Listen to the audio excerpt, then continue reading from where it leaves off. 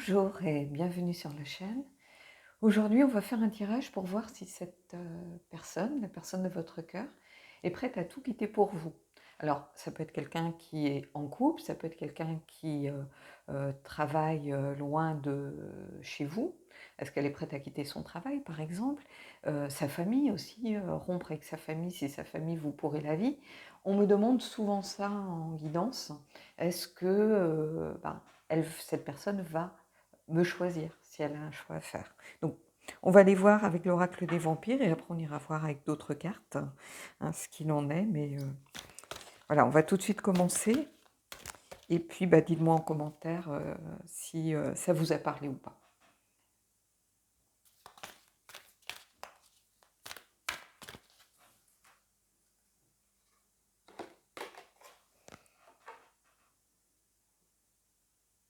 Alors, immortel. On a déjà eu cette carte lors d'un tirage. La famille dévorante, la pression des pères. Donc ici, je pense que c'est plutôt quelqu'un qui a une famille peut-être qui n'est pas d'accord avec votre relation ou qui est une famille qui impose beaucoup de choses, peut-être quelque chose de très patriarcal avec une sorte de chef de clan qui décide un peu, voilà, qui fait quoi, qui a le droit d'épouser un tel, qui est destiné à s'occuper des parents. Enfin bon, vous voyez, alors ça n'a rien à voir avec quelque chose de culturel, hein, on le retrouve dans n'importe quelle famille, hein, tout dépend du fonctionnement finalement. Est-ce que vous êtes dans une famille un peu dysfonctionnelle ou quelqu'un a un petit peu la main mise sur le reste du clan, entre guillemets.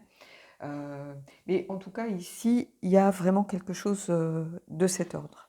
Donc, c'est une invitation déjà à ce que la personne vive avant tout pour elle et non pas pour faire plaisir à des tierces personnes. Les tierces personnes, un jour, elles auront disparu. Les parents, un jour, ils ne seront plus là. Et si vous avez fait des mauvais choix, vous n'aurez plus que vos yeux pour pleurer parce qu'il sera trop tard, en fait. Hein. Donc, c'est une carte qui invite surtout au libre arbitre. C'est-à-dire, le principal conseil, c'est faire le choix du cœur, faire ses propres choix, sans écouter les uns les autres, et puis surtout la pression que... Alors, quand on parle ici pression, la famille oppressante, ça peut être aussi une famille élargie ou une communauté, voilà, pas seulement les parents, hein, ça peut être des frères et sœurs, ça peut être une fratrie, ça peut être... voilà. Donc, vous allez prendre ce qui résonne pour vous.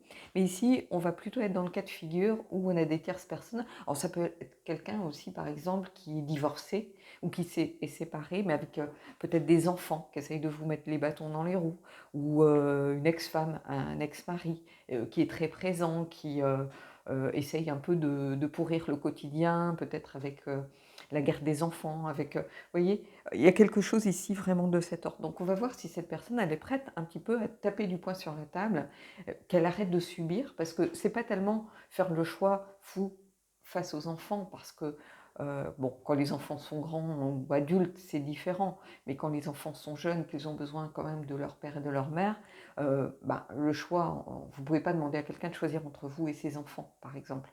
Vous savez que le choix ne sera pas forcément en votre faveur, mais on peut, par contre, taper du poing sur la table et dire, voilà, jusqu'à présent, j'ai rien dit, j'ai fermé ma bouche, mais là, maintenant, c'est la personne avec qui je vais vivre ou avec qui, la personne que j'aime. Un jour, vous ne serez plus là, vous aurez vos propres enfants, votre propre famille, et moi, je n'ai pas envie de passer à côté de quelqu'un qui est susceptible d'être peut-être la nouvelle femme ou le nouvel homme de ma vie.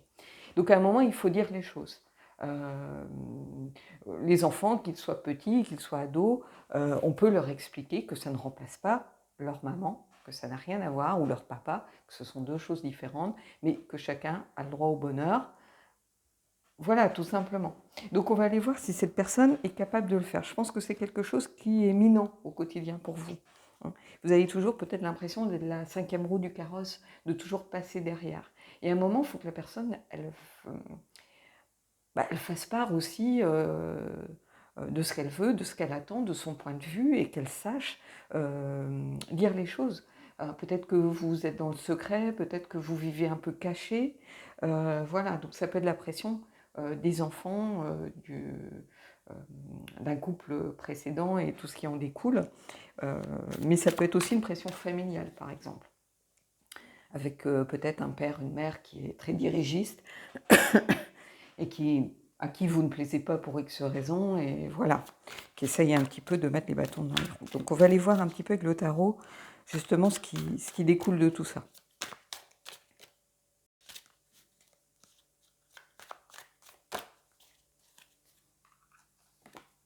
J'ai pris le Darkwood.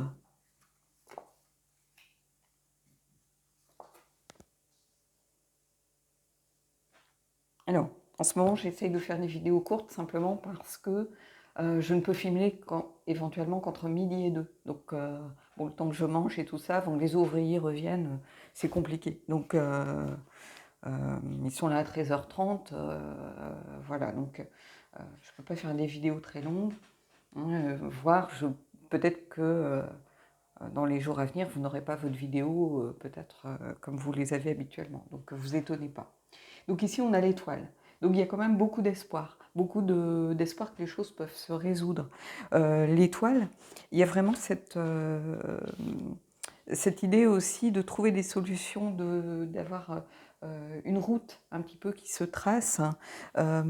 Et avec ce tarot, il y a cette idée aussi de guérison. C'est-à-dire que si on a été blessé, si on s'est senti abandonné, si on s'est senti un peu isolé dans le couple, puisque la personne elle est parasitée par tout un tas d'autres choses, c'est une carte qui indique qu'on va enfin réussir à s'aligner avec soi-même.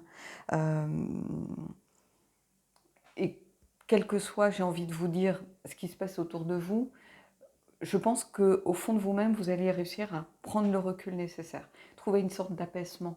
Peut-être vous réfugier dans votre espace sacré aussi. Hein. L'espace sacré, je le rappelle, ça peut être un endroit physique qui vous plaît, ça peut être au fond de votre jardin, un arbre que vous aimez particulièrement, au bord de la mer, une balade en forêt, le jardin public de votre ville. Il y a peut-être un endroit avec, ça peut être une roseraie, une volière, un endroit qui vous plaît plus qu'un autre, et où vous aimez peut-être aller un petit peu vous réfugier quand vous avez des décisions à prendre, besoin.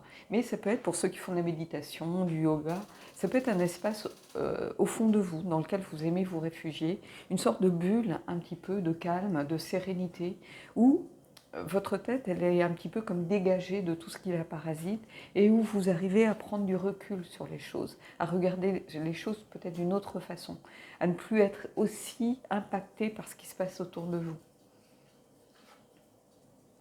Et ici, vous voyez le jugement, deuxième chance. Donc on a quand même deux cartes très très fortes ici. On a l'espoir et la deuxième chance. Hein. Donc je pense qu'il n'y a rien d'irrémédiable ici. Si vous avez beaucoup de doutes, vous vous posez beaucoup de questions par exemple, je pense que ici il va y avoir une sorte de renaissance, une prise de conscience aussi. Hein. On écoute l'appel. Peut-être que cette personne ici, elle va prendre conscience qu'elle met sa relation à mal, elle va prendre conscience que ça vous blesse aussi, ce qui se passe en ce moment, qu'il faut qu'elle réussisse à repartir d'un nouveau pied. C'est l'idée de deuxième chance, mais surtout avec cette idée de renaître aussi, hein, d'une autre façon, d'une façon différente. Peut-être reconstruire la relation d'une façon différente en disant voilà, à partir de maintenant, je décide de ne plus me laisser impacter et influencer par des gens qui peut-être dans 20 ans, 30 ans ne seront plus là, alors que moi je serai toujours là. Et voilà, j'aurais perdu la personne que j'aime simplement parce que j'ai écouté des gens ou j'ai écouté quelqu'un qui, 5 ans plus tard, avait fait sa vie et était parti. Donc il y a cette idée de ne pas passer à côté de sa chance aussi, ici, avec le jugement. Le jugement, vous voyez, on a cette espèce de fantôme derrière, hein, qui est là pour vous dire, voilà, il faut laisser son ancienne peau pour donner une chance à accueillir quelque chose de nouveau. Et ici, de toute façon, avec l'étoile juste avant, ça ne peut que marcher. On va aller voir ici, donc, quelle que soit la carte, elle serait peut-être à prendre à l'envers, mais ici, il y a vraiment cette idée de beaucoup d'espoir, en fait, pour moi, qui arrive. Parce que le jugement, particulièrement avec ce tarot, c'est aussi la carte de la transformation. C'est-à-dire que vous avez, à un moment donné, vous avez dépassé le point de non-retour. Peut-être que vous vous êtes posé la question, est-ce que je ne dois pas quitter cette personne, ne serait-ce que pour lui donner un électrochoc, pour le pousser dans ses retranchements, en vous disant, moi j'en ai marre de subir, voilà, j'ai envie qu'il prenne conscience que moi ça me blesse, ça me fait du mal cette situation. Et il y a cette idée, ben, à un moment, ah non, vous êtes passé, vous êtes au-delà de ça. C'est-à-dire que vous avez réussi à transformer peut-être le négatif en positif pour dire, mais qu'est-ce que moi je ferais à la place de cette personne? Peut-être que j'agirais de la même façon. Peut-être que si on me disait, tu dois choisir entre tes enfants et cette personne, bah, j'aurais pas le choix que de choisir mes enfants. Euh, donc, il y a une prise de conscience, il y a un éveil. Il y a aussi écouter peut-être votre petite voix intérieure, parce qu'il y a cette idée d'appel dans le jugement, cette petite voix intérieure, hein, qui est là aussi, hein, ce chemin en vous, voilà, qui vous dit que vous êtes aligné avec votre espace sacré, vous êtes ancré, donc quoi qu'il arrive, vous êtes en adéquation avec vous-même. Et ça, c'est le plus important, c'est être en accord avec ses principes, c'est être d'accord avec soi-même. Et là, qu'est-ce qu'on a? Vous voyez, on a le 6 de denier. Alors, ce n'est pas un personnage ici qui est très beau, mais le 6 de denier, il y a cette idée de partage, de générosité, d'écouter aussi, de prendre en compte ce qui se passe autour de vous, parce qu'il y a cette idée de... ça peut être du bénévolat, ça peut être de l'action sociale, c'est-à-dire de penser aux autres, de donner à la hauteur de ce que l'on reçoit et de ne pas créer un déséquilibre dans la relation. Donc ici, il y a vraiment cette notion, avec ce 6 de denier, de créer un équilibre et une certaine harmonie, de façon à ce que la balance soit, vous voyez, euh, les plateaux soient à peu près équilibrés. Il y a cette idée aussi de générosité, donc peut-être de laisser à l'autre l'espace pour prendre ses propres décisions, de ne pas mettre une pression supplémentaire. Je pense que cette personne, elle a suffisamment de pression pour pas avoir une pression supplémentaire qui lui fausse un peu finalement sa prise qui lui fausse le choix et qui l'oblige finalement à aller beaucoup plus vite alors que peut-être qu'il a besoin de réfléchir, peut-être qu'il a besoin de dire les choses d'une certaine façon et de ne pas se précipiter en fait à dire des choses d'une façon un petit peu brutale. Euh, les enfants, il faut peut-être prendre le temps d'expliquer. La famille, il faut aussi éviter peut-être de couper définitivement les ponts, donc d'essayer d'expliquer dans un premier temps, de dire voilà, euh, moi je ne peux pas construire ma vie tout le temps en fonction de vous. Un jour vous ne serez plus là et moi j'aurai l'impression d'être passé à côté des choses. Et si les parents vous aiment ou vos frères et sœurs vous aiment, ils doivent être à même de comprendre que votre bonheur a autant d'importance que le leur.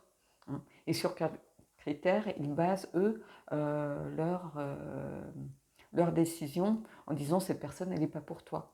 Ils ne vivent pas avec vous, ils ne savent pas comment vous vivez votre relation. Donc, en quoi ils peuvent juger votre relation? Vous voyez? Donc, il y a vraiment cette idée de réussir à trouver quand même un certain équilibre pour pouvoir dire les choses, pour pas rompre. Ici, ça vient vous dire que c'est toujours mieux de trouver un compromis, de trouver une solution plutôt que de devoir trancher dans le vif et rompre définitivement. Donc ici, il y a quelque chose pour moi une vraie leçon à retirer, mais une leçon avec où on a quand même cette idée de bienveillance, cette idée de quelque chose de positif, cette idée qu'il y a quelque chose de bon qui va sortir de tout ça. Hein. Parce qu'il y a une vraie renaissance ici, et c'est au centre de votre tirage. Donc voilà. Allez, on va aller prendre une carte du Elemental Oracle. Parce que c'est un oracle pour moi qui parle de tout ce qui est toutes les énergies en mouvement. Donc ça donne toujours quelque chose par rapport à cette idée de mouvement, comment les choses avancent. Est-ce qu'elles bougent d'ailleurs? Est-ce que ça va vite? Est-ce qu'on est plutôt dans une phase où on est un peu bloqué? Donc on va aller voir avec si élémental un petit peu ce que ça vient nous raconter.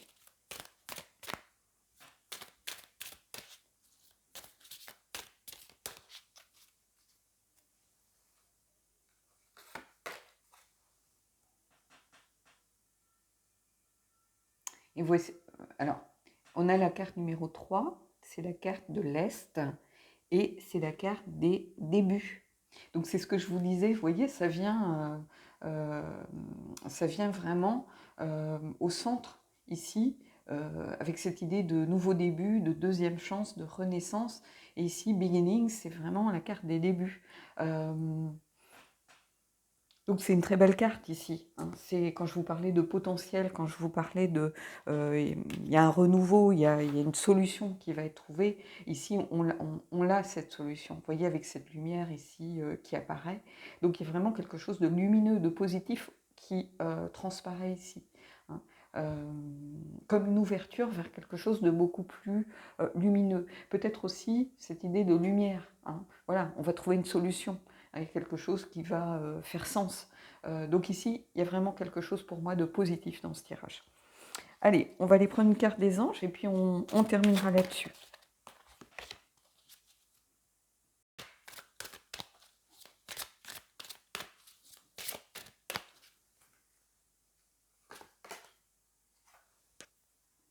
Et voyez, vous pouvez aimer sans crainte. Alors c'est une carte, des fois je me dis, il faudrait que je sorte du jeu parce qu'elle sort quelquefois, voilà. Mais ici, elle est à propos. Ouvrez votre cœur pour donner et recevoir l'énergie la plus élevée entre toutes. C'est-à-dire que vous pouvez aimer sans crainte, peut-être que vous aviez des doutes, peut-être que vous étiez en train de vous dire, je suis en train de m'engager, peut-être envers quelqu'un, et du jour au lendemain, il ne va pas me choisir, ou il va faire le choix d'arrêter parce que cette personne, elle est peut-être consciente que vous n'êtes pas dans une relation selon vos attentes. C'est-à-dire que peut-être qu'elle a le sentiment de vous faire perdre votre temps, que vous méritez mieux, par exemple. Mais ici, on vous dit, vous pouvez aimer sans crainte. Parce que, comme je vous le disais ici, moi, j'ai l'impression que cette personne, elle va faire les bons choix. Alors, ça va peut-être prendre du temps. Il n'y a rien de rapide ici. Il n'y a pas de sentiment de rapidité comme dans certaines cartes de ce jeu. On est qu'au numéro 3, par exemple. On est au début du chemin. Donc, il y a quand même peut-être un travail sur soi. Il y a aussi peut-être de votre côté, mais aussi du côté de la personne, pour vous apprendre à prendre du recul sur les choses et de ne pas essayer peut-être de mettre trop de pression. Donc, vous reliez à votre espace sacré que l'on trouve ici avec cette notion de guérison. Et puis pour la personne, peut-être de trouver un moyen aussi de trouver un certain équilibre, hein, pour voilà, favoriser plutôt le compromis, la communication, trouver un certain équilibre pour que les deux parties s'en sortent et trouver une solution. Mais ça peut prendre du temps. Donc voilà. Mais en tout cas, ici, on vous dit, ne lâchez pas l'affaire tout de suite, hein. Donnez une chance à cette relation malgré tout. Oui, c'est dur. Oui, cette pression, soit des enfants, soit de la famille, soit de la communauté pour certains, ou une pression peut-être aussi, entre guillemets, communautaire, religieuse, si vous êtes de confession différente, par exemple, hein, ça peut. Moi, j'ai toujours trouvé ça un peu dommage parce que c'est aussi deux richesses qui, mises ensemble, forment une richesse encore plus grande. Mais je sais qu'il y a, pour d'autres générations, pour les parents, pour des générations avant, ça peut être un vrai problème, par exemple. Donc, tout dépend comment vous vivez votre religion, si vous êtes très pratiquant, pas pratiquant, comment sont vos parents, mais il peut y avoir une pression pour certains de la communauté, on ne peut pas le négliger.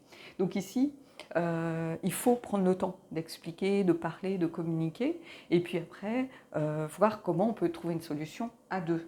Donc, c'est ce que je vous disais, ça va prendre un petit peu de temps. Il faut que les choses réussissent à s'apaiser. Peut-être qu'il y a beaucoup de tensions pour l'instant. Et il faut, avant qu'on arrive à la communication, que les tensions s'apaisent. Que chacun, peut-être, réfléchisse, se dise, mais pourquoi on en est arrivé là qu'est-ce que j'attends vraiment? Pourquoi je me mêle de sa relation? Est-ce que ça veut dire que je pense que mon fils ou ma fille n'est pas capable de faire les bons choix? Pourquoi je n'aime pas cette personne qui l'a choisi? Vous voyez, il y a tout un travail, il y a toute une démarche à effectuer sans doute avant. Donc voilà. Bon, écoutez, dites-moi si vous êtes concerné par cela. Dites-moi si ce tirage a pu vous éclairer, vous donner des pistes de réflexion. Et puis moi, je vous dis à bientôt pour un prochain tirage.